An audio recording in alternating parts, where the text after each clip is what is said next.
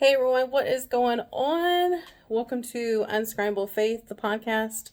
My name is Megan Clark, and I just want to thank you so much for once again hanging out with me. If this is your first time checking out my podcast, thank you so much for swinging on in. Hopefully, stick around. As y'all can see, I'm officially back in my office. Sadly, no longer on vacation, but it was fun while it lasted.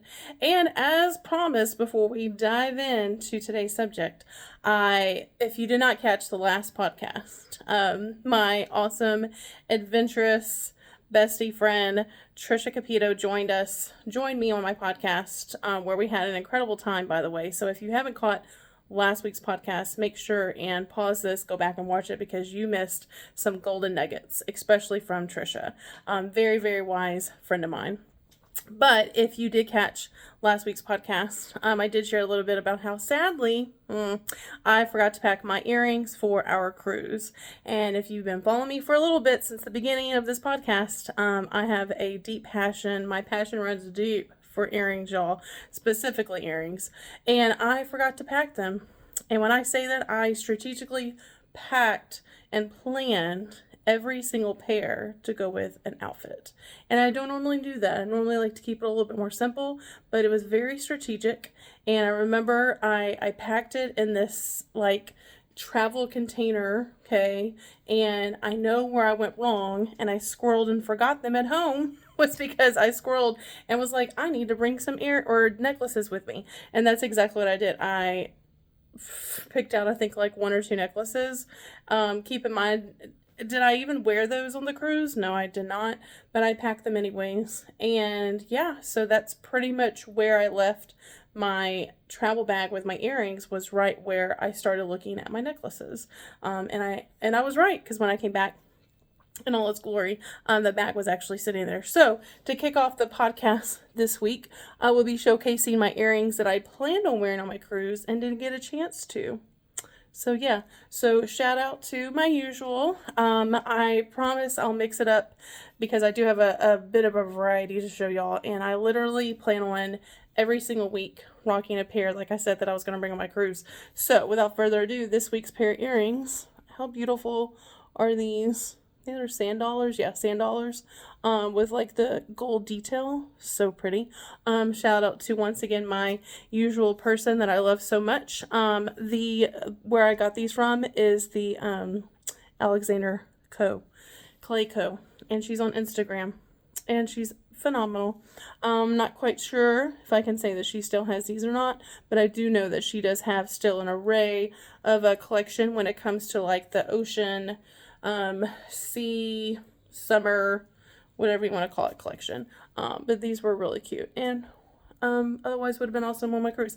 But okay, anyways, I'm gonna pivot from that, get off my soapbox from there. But yeah, so let's go ahead and dive into this week's subject. So this, I would say this month's going to be a little bit different. Last week's podcast was a little lighthearted. I know we had a lot of fun. We did dive deep into some questions, but for the most part, it was lighthearted fun.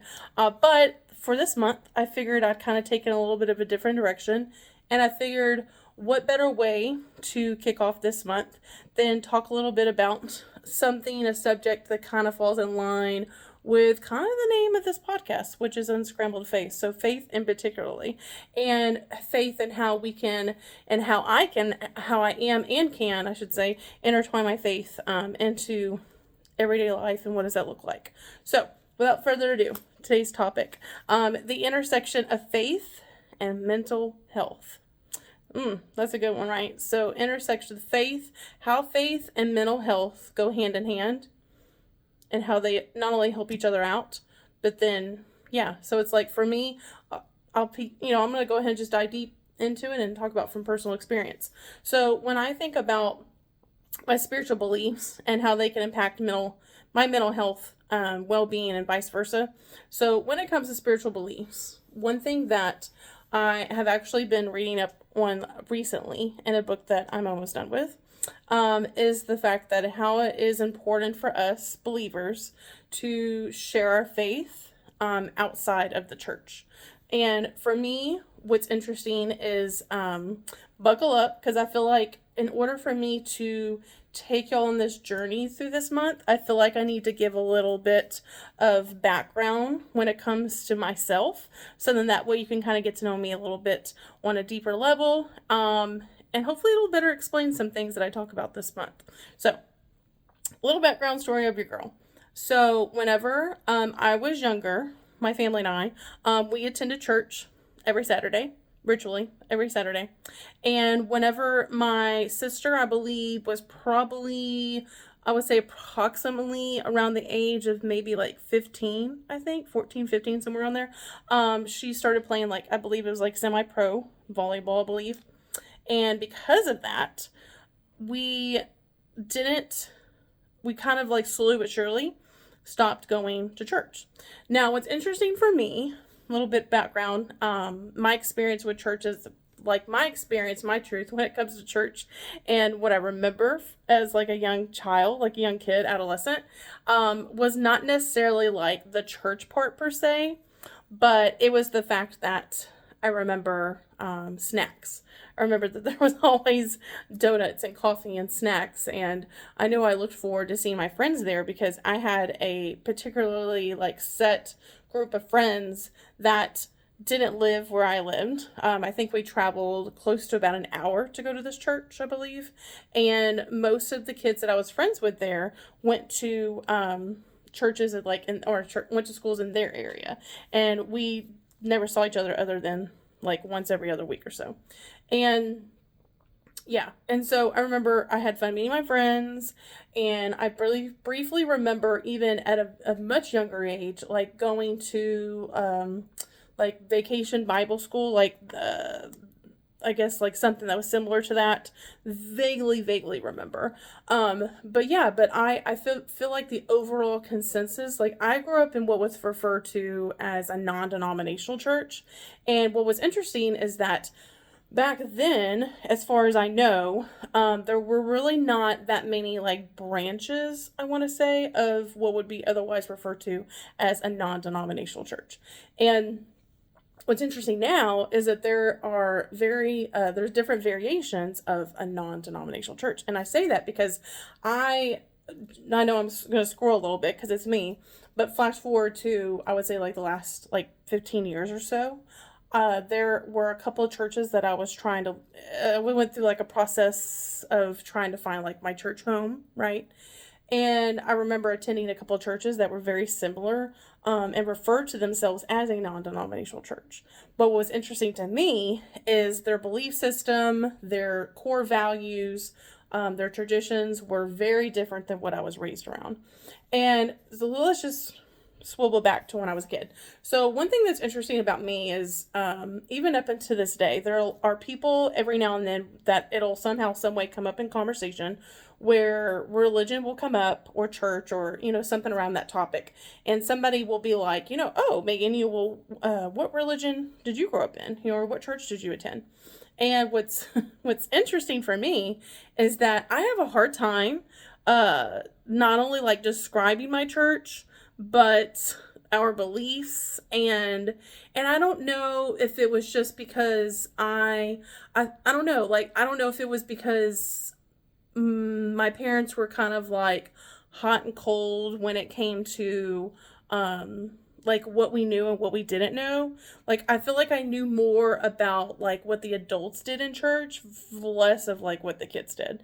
And I would say that I definitely grew up in an environment in our church where it was very black and white. It was almost like strict, I would say traditional, where, you know, we sang Southern hymns. And looking back on it, there was just a lot of things and I was like, you know, I don't know really necessarily if like I agree with that kind of thing. But there were a lot of things, for example, that adults were able to do in the church, but like kids were not allowed to. And I kind of feel like that it's kind of sad in a way, you know, that didn't happen. Like, you know, that kids were not welcome into, you know, different things, that adults were doing. Like, for example, I've been to churches before where, kids did go off to like their Bible school classes and then the adults stayed in the service, which makes sense, so then that way there's less distractions. But some of the churches, like once a month, would have like the kids sit with their parents in the adult services. And I agree with that for sure. But yeah, I just remember a lot of the time that I was not in the service, but I was like in the kids part of like Bible school. And a lot of that, like I learned like the bare basics when it comes to like the Bible and faith and church, but not necessarily anything that I feel like that like permanently stuck with me. But I do believe that that started like planting the seed and like the roots of my faith, and then definitely kind of like paved the way into like things that were like much later on to come. Hopefully that makes sense. But as far as like the church and like the religion part, I kind of stray away and almost like avoid explaining that to people because it's confusing for myself, and I feel like that when I try to explain it to somebody, it comes across as being like awkward, and I am unsure of myself, right? And it definitely comes off that way, and I don't mind that part because I'm not sure of it, so it's not like I'm making things up. Although to be fair, whenever I do talk aloud about it, it does sound like I am making some of it up. But yeah, it's I'll just say like the way that I was raised, the church that we were a part of for so long, was not anything close to like what I've experienced as an adult. But yeah, so wrapping that up, like I said, my sister played semi-pro ball, and my family had a lot of like strong traditions, especially like my dad was very much a traditionalist in a way that if my mom and my sister were away playing when my sister was playing pro ball, like if we could not attend church as a like unit, a whole unit as a family, then we weren't going to church at all. I don't necessarily agree with that. Even looking back on it, I don't think that that was the best choice. I couldn't help but think that that was more of like, how is it going to look? And I know that that obviously was my parents' decision at that time. But looking back on, I just don't think that was the best choice. Because my thing is that on one hand, I do get to where individuals, including myself, in the past have been hesitant to even like show up to church for fear of like what others are going to say. But now, like where I'm at now in my life, with not only like my belief system, but my boundaries, my faith, is that I really could give two hoots what people think, because it is between solely like God and myself, not anybody else.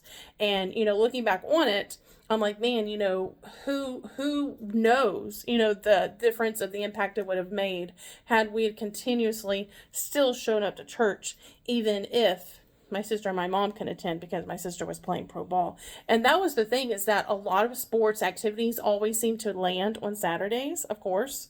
And that, I know, was unfortunate for a lot of the kids that were in the church that I was involved in at the time with my family, because they couldn't attend. They couldn't be a part of those sports activities. And it was like you were either on one side or the other. Like you either were, playing pro, or even not even semi-pro sports, but like just regular high school sports, really. Usually landed like on Friday nights, right? And same thing. Like a lot of the kids weren't allowed to do like Friday sports activities because they had church early the next morning. But yeah, it's like either you participated in it or you didn't. And it was like those families that let their kids participate in sports, it was almost like the deacons of the church, like, and the elders of the church, like, shunned them for choosing that over attending church. But, my thing is, once again, we go back to the fact that, like, like, it's nobody's business at the end of the day, right? It's, like, between you and God. And, like, to me personally, like, how do I say this? Like, if you're not, okay, so like if they had a kid back then, if one of my friends was in sports, and let's just say that the family didn't show up to church on Saturday, like that, in my opinion, is not a cardinal sin. Like, you not showing up to church on the weekend, whether it's Saturday or Sunday, is not the sin. Like, at all. Like, that's nobody's business. But where I feel like that it's important for us is to find some point through the week, if not daily, at least once a week. Daily's better for sure, don't get me wrong, but at least one point during the week where we're giving our time to God, where we're, following up, like reading the Bible, reflecting on a passage, finding something in our faith, to dig a little bit further. That way we're helping ourselves be a little bit better of a version of ourselves than we were the week before, right? So that's my point to that.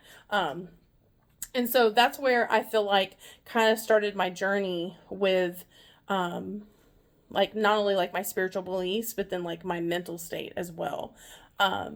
I grew up in an environment with church where we were taught to fear God. It was the version of God that was not so friendly, that was more of a disciplinarian, that we had to like almost like in a way like bow down to.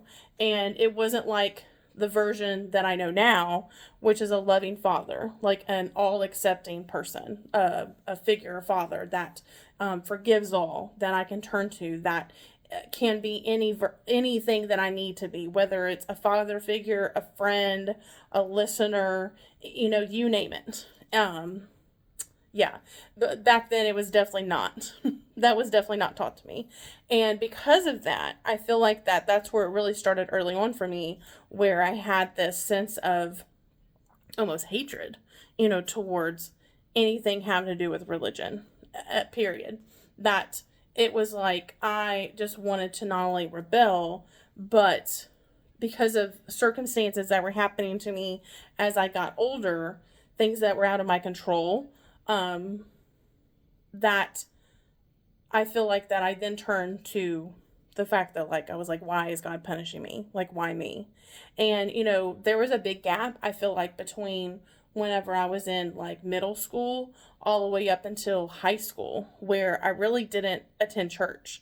Now, I would say there was a brief periods like when I was in junior high to high school where I did have like one or two of my friends that attended church regularly with their family, and two different churches invited me to like youth programs, youth night. So again, I can't help but feel that once again, that even though this was not necessarily like my church home or somewhere that I was, religiously attending, that it was still like a stepping stone and like a seed that was being planted, and not only like my life, but then like my faith and my spiritual life as well. And one thing that I want to say first and foremost is that when it comes to, because the whole topic is, talking about like mental health, so when we're talking about our spiritual beliefs and how it can impact our mental health. So that's where I feel like where it started for me was that because I didn't necessarily have like a strong, solid foundation when it came to like religion, when it came to my faith, when it came to how I perceived and, thought of God in a sense, that I feel like because of that, my foundation, my faith was not only like disrupted, but it was like almost shaken, and it was not solid by any means. And I feel like because of that, it definitely, I feel like, deeply affected my mental well-being in the beginning of like adolescent to like my like preteen, yeah, like after high school years. And I had a very distorted view of not only religion in itself, but the church. And I feel like that was because I didn't have that. Like I didn't have, what would we refer to at the time as like a church home. And I knew that my family and I, when we did have dinners together, and that was far and few in between, because I grew up in a generation where, because my sister and I were so involved in different activities, we had different schedules. My parents had different schedules. I think looking back on, I think we had like maybe family dinners on the weekend, like once on the weekend, but during the weekdays, it was like far and few in between. And like it seemed like the older that we got, the less family dinners that we were having. And whenever we would have family dinner religiously, my dad would always say the prayer. I don't think I recall my mom ever doing it. It was always a tradition that like my dad did. And I remember like thinking back on like prayer in itself even, And then I was like, I just mentally was like, wow, it feels like there's a lot of pressure, to say like the right prayer. And I remember like when I was growing up in the church, or like when my dad was saying a prayer, I remember thinking like how beautifully like spoken it was. And because of that, I was like, oh my gosh, like I can never have the right words to be able to articulate like the perfect prayer. And that's just kind of like where my mindset was for a long time, was that like, I don't have I don't have the authority. Like there's no place for me to, I just felt like I wasn't, equipped enough to like have like the words to be able to articulate like the right prayer. Um, Now, one thing I do know that I firmly believe is that first and foremost, if you are watching this and you find that you're struggling in your faith to, you're like, where do I start when it comes to prayer? Like if you're like me and you're thinking, I don't have the right words, I don't know what to say, where do I even start? Where do I go? When do I do this? Because if you're like me, you're like, there's 100 thoughts when it comes to prayer itself. One thing that somebody told me a long time ago that gave me a peace of mind was the fact that before the words even leave your mouth, God already knows what's on your heart and what's in your mind way in advance. So anything that you're needing prayers about, anything that you're mentally struggling with, that brought me a ton of peace and comfort, and I'm hoping it does the same for you. Is that if you do find that you are struggling to find the words to articulate what it is that's on your heart, or if you're like me, I've been through times to where I've been so distraught, I had like not enough energy to articulate what was weighing heavy on my shoulders and on my heart, that when that friend told me, hey, if you're struggling, in prayer, God already knows what's on your heart and he already knows what you're needing. And that gave me such a peace of mind for the longest time, because I did struggle with what to say. But then I got to a point where somebody else along the way, again, we talk about like those seeds that are planted in our faith, right? So then someone else crossed my path that I'm still friends with to this day. And she was like, okay, I get where you're coming from, Megan. The part where I said that God already knows what's on my heart. He already knows what's in my head. But it's not stopping there, right? It's not necessarily saying, well, he already knows what's in my heart and my head, so then I don't really have to say it out loud. No, it's a matter of having, and I want to make sure that I say this right, because I know what I want to say. I don't know if you ever get like that, like it's in my head, and then I just want to make sure that the words come out right. But it's just casually having a conversation with almost like another person. It's giving God our time, because he gives us infinite time, right, to be with us. He's always with us. And it's just giving him a small amount of our time, kind of like how I like to think of it as, I would give any amount of time to a good friend of mine if they really needed to hear me, or if they really needed me to listen to them, or if they were there for me and they were like, Megan, I know you're going through it. Let's talk about it, right? I would give my time to that friend because they're willing to listen to me. So in a way, I like to think of that as the same relationship that I have with God, that God wants to hear what's on my heart. He wants to have a conversation with me and wants to hear like the words come out of my mouth. And I feel like where it was a little bit easier for me to get past the struggle as far as like where to start, what to say, was just blurting it out. Kind of like, as weird as it sounds, word vomit.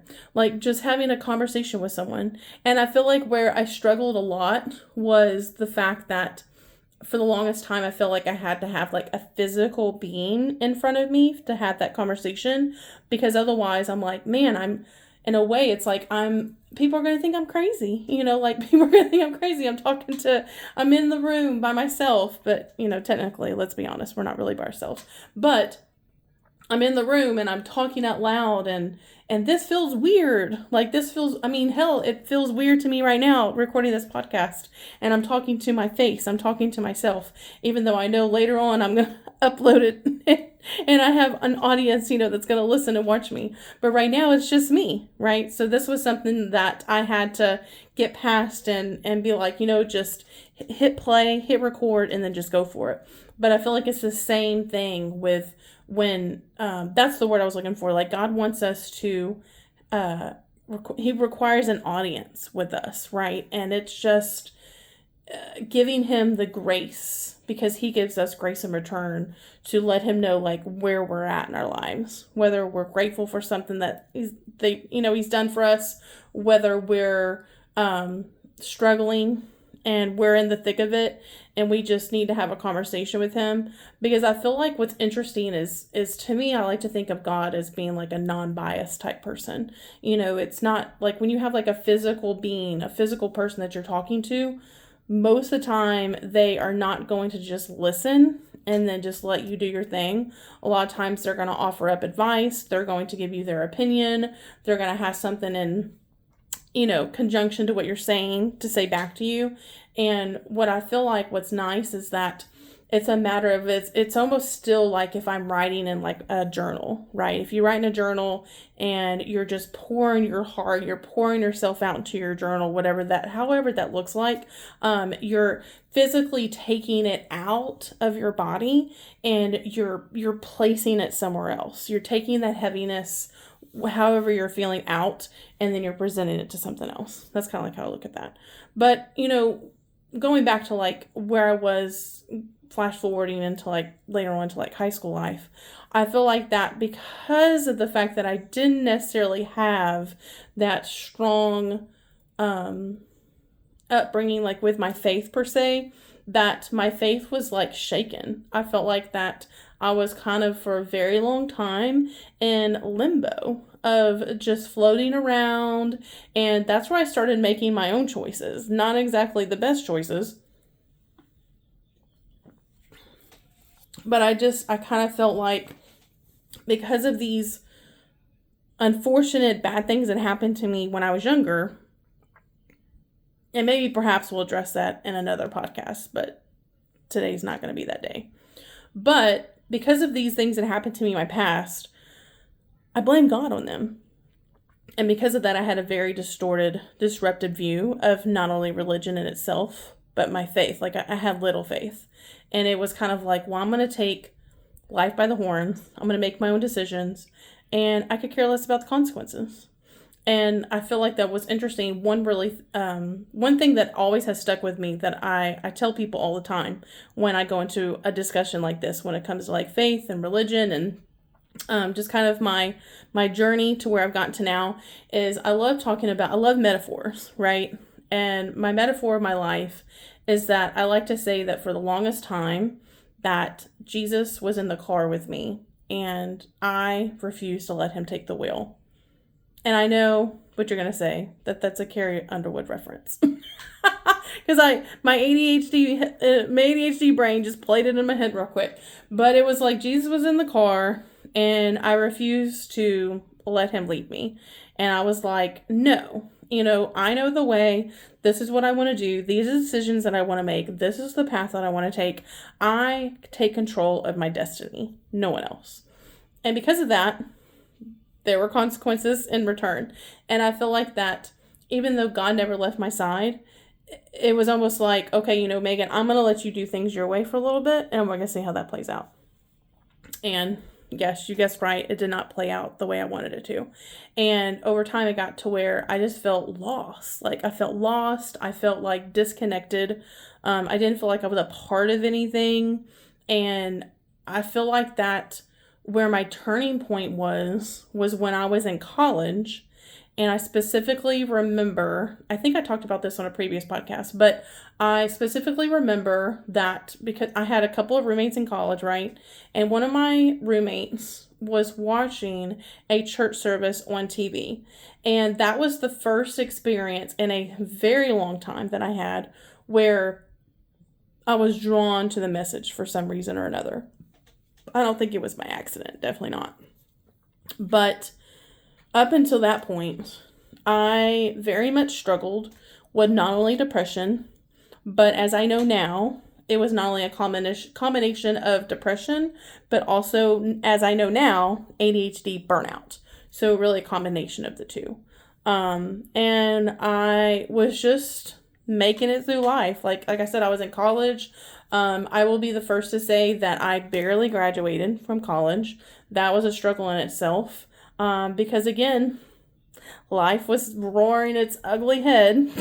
And funny, not funny, that life was happening and things were happening, to me in my life, and was not smooth sailing. And so honestly, it's a God's honest miracle that I graduated college, got my degree. But then I made it out. I made it out of it. But a big part, like I said, of I feel like a turning point for me when it came to religion, when it came to my spiritual beliefs, was like when my friend was watching the church service on TV. I was drawn to it. I think through that whole, I guess, were we roommates for like 2 years that she was there. So the course of like the 2 years that we were roommates, I remember probably like maybe once a month or so, sitting down and actually watching the service with them.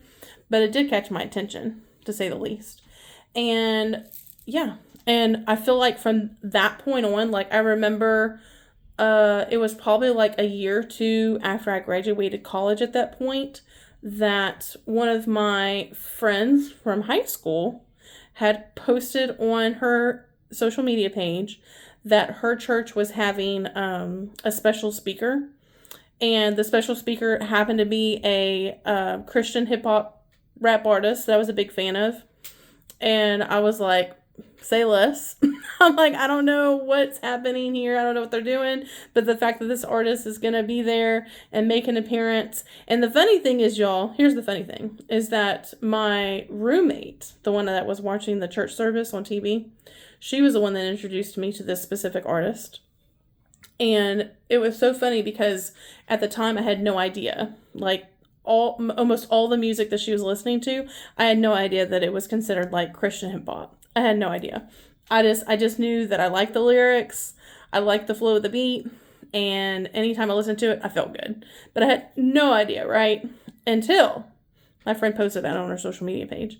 And whenever I saw that this specific artist was performing, like I said, I was like, say less, I'm going to be there. Sounds like so much fun. So I told her, I was like, count me in, I'll see you at the event.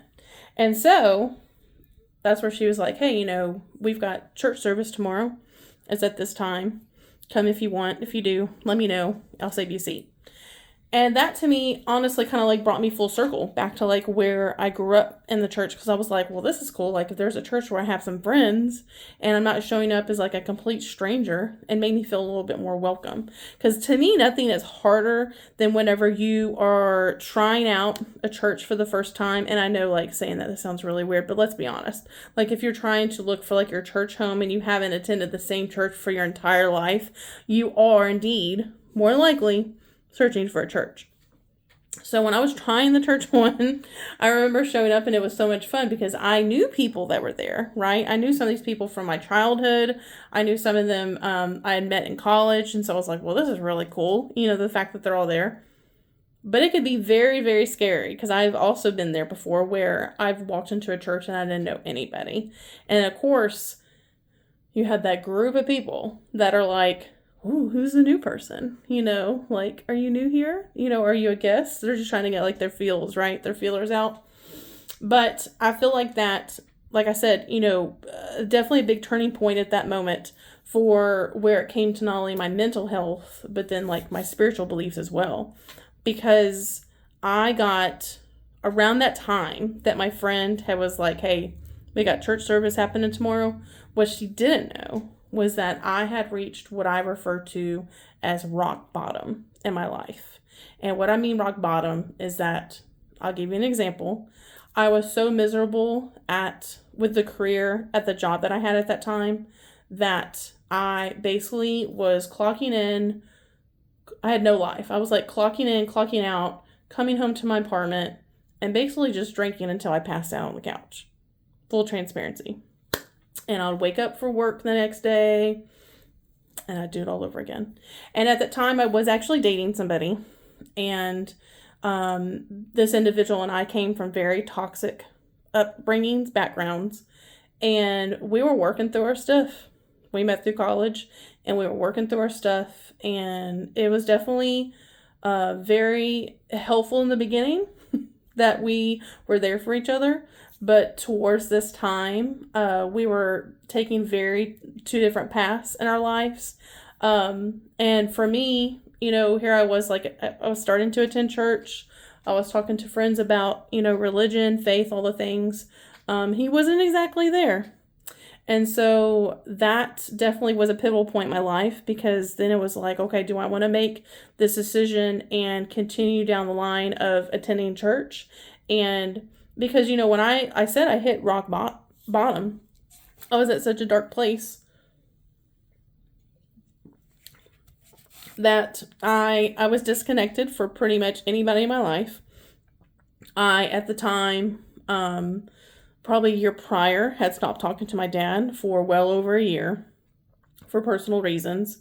And because of that, I did not have much of a relationship with my sister, because my sister was definitely dad's side, and mom was kind of the usual, God bless her, but a mediator between all of us. And, yeah, I remember like that was around the time that I'd got out of college. And by the time that I moved back everybody kind of moved on, got married, had kids, moved away. And I felt isolated. I felt alone. I didn't know what the hell I was going to do with my life, because here I had a degree that at the time wasn't serving me any, because I needed to continue on past my bachelor's and get my master's. So here I was kind of in limbo, it was like, okay, I knew on one hand that I really should have I was like, okay, you can go back to school. You can continue to get your master's and continue on with your degree. But I knew in the back of my mind, because I was such a dark place, that it wasn't the best interest for me to continue on to school, because I was already in such a toxic environment as it was, that for me to continue on and further on with my degree, it was just going to make things so much worse for me. And I just knew that wasn't the right path for me at the time. Financially, physically, mentally, all the things. And I remember it felt really good when my friend did invite me to attend church with her, because at that time, keep in mind, like I said, I was very lost. I was very alone, isolated, and it was like a warm hug. It was like a warm hug when she invited me to church. And I remember being petrified at the time, because it had been so long since I had been to a church. I mean, y'all, I remember this was probably, I think I was still, no, it was right outside of high school. Yeah. Because at the time, this little story here, I had to have been at least 21, I think. Yeah. 21, 22. And the very last memory that I had of attending any church, I'm not gonna name the church, but I was attending this church, and I remember this was still going through the period of my life where I was in a very dark place, okay? And the job that I had at that time, this specific job, I did like. I was having a little bit too much fun with, but I did like. I had good friends that I worked with, but I do remember that I still definitely had an issue with drinking. And I remember that we would go after work and drink. And I remember that even on Saturday nights, I would stay out really late, knowing that I had church the next day, specifically that I was in the church choir. And I remember there were so many times that I would show up to practice for choir. I would show up to church in the mornings, and I was either hungover or still drunk. And I did that for longer than I'd like to admit. And something ended up happening aside from that with the church that ended up putting me like a bad taste in my mouth, and ended up walking away from it. But because of that, among everything else that I experienced when I was younger, I couldn't help but feel after that if I ever attended church again, I always made this joke for the longest time that if I walked into another church, that I would just burn up in flames. And for those of y'all that personally know me now, I'm sure like, what in the world is she talking about? Because that is a whole nother version of myself that does not exist. And that's where I feel like I can tie in with going back to where my friend invited me to her church. Because that is the same church that a year later I got baptized in. And I feel like that there were these little small, again, strategic seeds that were planted along the way to get me to where I am today. I mean, even when I look back on like right outside of college too, I had my degree in psychology. And when I was pursuing my degree, my bachelor's in psychology, I remember that there was like X amount of hours that I had to put in to for several of my classes. So I had to do X amount of hours with like a therapist, right? To get, I not only had to like, there was like these different situations, I guess, that we had to go through. And so one of the things was like clocking in hours with an actual therapist. And like we're like their assistant, and then reporting back to like our professor, which was interesting because this was one of the first times that I was ever introduced to actually wanting to go to a therapist. And the interesting part was that the therapist that I was seeing during that time for my classwork actually spoke to me about we were having a hard time basically like getting through. Like I had a wall up, I wasn't sharing anything, we weren't getting anywhere. And I remember her saying like, hey, I've got a small group of individuals, of women that I'm going to be starting up like a group therapy session if you're interested. And at first I was like, whoa, like, oh, lady, like I'm not sharing my personal information with anybody, let alone a group of strangers. But I was like, you know what? Where I put it in my mind was like, okay, Megan, you're still getting your degree. This is going to be experience in your book. You could put in your pocket the experience. And that's what I kept thinking of, is like, oh, it's just all about the experience. I wasn't at that time thinking like, oh, I'm going to get something out of this. It was just like, this is going to be good for your degree and later on if you pursue your master's. And so what I remember when I attended that group, therapy group, it worked not only wonders in my life. There was a lot of breakthroughs that were made. But specifically, the therapist that was overseeing this group, she invited us to a women's retreat that was in connection with like the church that she was attending. And it wasn't mandatory. She was just kind of tossing the idea out there. And again, attending this church, this women's retreat that was part of this church was another pivotal point in my life that I feel like definitely started, of course, like everything else that was happening at that time, mending my heart and the relationship or lack thereof that I had when it came to like faith and my spiritual beliefs. But yeah, I mean, kind of like going from that up until this point, I feel like that if it wasn't for me ultimately seeking healing and working on my personal self, I can firmly say that I just don't think that I would have as strong of faith. I don't think that I don't feel like that my beliefs in my life, my standards, my boundaries, I just don't think any of that would have been possible had it not been for me seeking professional help for my mental health. But what I like about this point is that it vice versa. So I feel like that if it wasn't for me continuously seeking out like not only ways that I can deepen my faith with God, but for me to continuously be curious enough about the world around me, about, again, strengthening my relationship, finding new ways to pray, staying curious, I never want to be complacent in my faith. So that has looked so different, I feel like, over the course of at least the last 10 years. But I feel like because of that, the fact that I never want to get comfortable, I never want to be complacent. And when I do, I know that it's time for me to shake things up. Just as I've said before, it's time for me to shake things up in the previous podcast with my business. I feel like it's the same when it comes to my faith. And I feel like that's going to look different for everybody. But I mean, I think it's just so fascinating for the fact that, like I said, I feel like that everybody's journey is so different, especially now. Like, when I think about the transformation that I've had, I mean, I grew up thinking that that I was going to end up in like I was going to go to hell, or I was going to be in a bad place, that my life was going to be turned upside down if I wasn't attending a church every single week. Now, it's not knocking on those of y'all who individuals or y'all who attend church, because there's nothing wrong with that.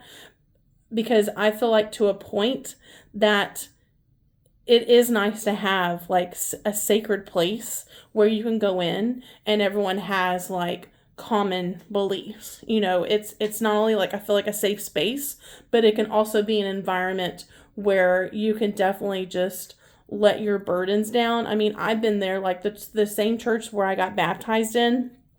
I remember that was the very first time that I felt what's referred to as like an altar call. And I'm very much into praise and worship music. And I do remember that I don't remember what specific song was playing, but I do remember that it touched my heart in a way where I just was uncontrollably, undeniably crying my eyes out, to the point to where I couldn't even see. I was crying so hard. And I remember I walked to the altar, fell to my knees, and all I remember is just crying. I remember what I was thinking. I remember like one of my friends that had invited me to the church service a few months prior, and I remember someone else was like laying their hands like on the small of my back. But I just remember like that was like first and foremost the first time that I just let everything go. I let my walls down, and I just let the moment happen. And I will say that through the years, since then, there have been so many times where I'm either like in a worship service or a worship concert, or I'm in a church service, wherever the case may be. Even now, when it's like literally in my living room watching the online church service, I a lot of times find myself getting still very emotional, but it's so different now, so different, because I know that when I get emotional now, it's because I'm grateful. I'm grateful. I'm at a peaceful place now in my life where I can reflect back on all the things that God has brought me through, all of the hardships that I've been through, all of the trials that I've made it through, the fact that there were so many times when I couldn't catch a breath, that I was underwater and I feel like I couldn't breathe. I felt like that was the end for me, that there was no hope, that I couldn't be, I couldn't even fathom a better version of myself. Like, I feel like this is it. Like, I've made these choices. It's time. Like, I just feel like that there was just no light at the end. And I've had a couple of times in the seasons of my life where I did feel like that this is it. Like, like I'll be better if I'm not here. I've had many times like that. And, when I listen to worship music now, when I listen to it, it takes on a whole nother meaning. It brings me back to, like I said, a full circle moment, peaceful time of like how faithful God is. How when and faith, I feel like I love the scripture that talks about faith as small as a mustard seed, because I feel like that when you're in a season of your life, when your mental health is not doing so great, faith, I feel like at the end of the day, is all that we have to hold on to get us to where we need to be, to get us over that hump. But I also feel like on the contrary, vice versa, where I feel like that when we're at a healthier place with our mental health, like where I'm at now, I'm at a much healthier place with my mental health. And I know that it's time for me to pick my Bible back up. I know it's time for me to get back into prayer. And that's the thing. Before we wrap this up, I want to share with y'all that there's no black and white. I feel like when it comes to faith, religion, church, and I'm not necessarily saying that it's okay for us to make up our own rules as we go along. But I want you to know that you are off the hook if you are raised in an environment, or if you're carrying that heavy burden of, gosh, I am just not doing it right. Therefore, I'm not a good person. I'm not a good Christian. you can decide at the end of the day, at the end of the week, what you do for yourself. Because here's the thing, I firmly believe that one day we are going to answer for ourselves, not what Susie Q thought of us or what we didn't do. Like, I know that I'm not going to be condemned for not showing up to a building every week. But here's the thing that I know that I have to carry with myself, and this is so important, is that because I'm not physically showing up to a building, I know that it is still my responsibility to share my faith, kind of like how I am here now. I know it's my responsibility to share with others what God has done in my life, what prayer has done for me, because at the end of the day, we have to take the church out into our communities. It cannot physically stay in a building. It has to come outside the building, because we're not doing any good. No one's doing any good preaching and talking and judging those that are in your bubble, in your building, in your church building. We have to take it out to those that are the lost ones, that are the ones that are in a dark place, that feel like that there's no hope, that are having a hard time struggling with their mental health. Those are the individuals that we want to reach out to. And most of the time, those are the ones that don't feel welcome in the church. And I firmly feel like now that the church is what we make of it. I love the fact that the business that I'm in allows me to not only connect and network with others that I probably would never cross paths with, but the fact that I can feel safe enough and confident enough that I can intertwine my faith in with my business. Because nothing irks me more with the fact that there are so many individuals out there that feel like they have to walk a fine line between here's my faith and here's my career. And the fact that we cannot talk about it, or those that are in school, right? Where there's unfortunate circumstances where they're like, well, this is what I really want to talk about and I really want to share my opinion, but I can't because it's not allowed in this specific environment.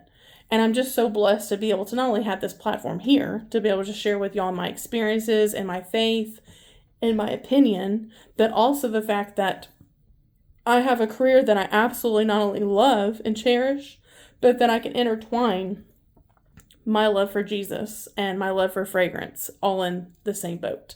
Like, I absolutely love that so much. So, before we wrap up, I just want to share with y'all. If you're in a place where you are struggling with your mental health, know that I see you, I'm here for you, I understand it. And it's okay to get help. And if you're at a place to where you're not comfortable getting help, talk to somebody. Talk to somebody that you trust. Make sure it's somebody that you know is going to have that safe space. And if you're not even there, speak it out loud. That's the healthiest thing that you can do for yourself, is just speaking it out to existence and just getting it out of our bodies. Even if it's journaling, writing in a book, even if you're doing exactly what I'm doing right now, hit play on your phone, go to video, hit record yourself. You don't even have to share it with the world. Just record it. Just get it out. That's the most important part, is like getting it out of here. Don't let it stay here. When it comes to your faith, that's a whole nother journey in itself. And it's not something that's going to happen overnight.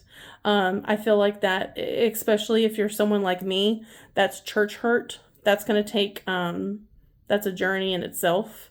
And it's not an easy one. And trust me when I say that there are many other things that I have kept down, that I know I'm getting to a place in my life and a season in my life where it's like time to kind of start bringing it up and talking through it. But I hope y'all have an incredible week. This one was a little deep, but I hope y'all got something from it. Thank y'all so much for hanging out with me. And as always, don't forget to unscramble your faith and find clarity in the chaos. Thank y'all so much for hanging out with me. I will see y'all next week.